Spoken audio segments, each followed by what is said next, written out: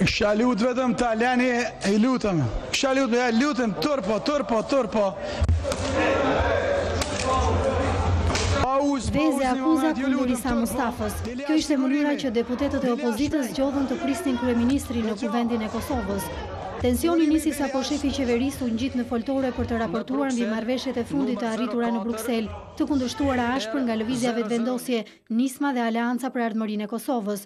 Pas kundërshtimeve në sallë, disa deputet opozitar hodhën vezë ndaj Mustafës, duke detyruar atë të ndërpres fjalën. Forcat e sigurimit të kryeministrit ndërhyn me shpejtësi, duke hapur një çadër për ta mbrojtur atë. Por drejtuesi i seancës Kadri Veseli urdhëroi daljen jashtë rojave. Dili jashtë sigurimi, dili jashtë shpejt. Dëgjoj.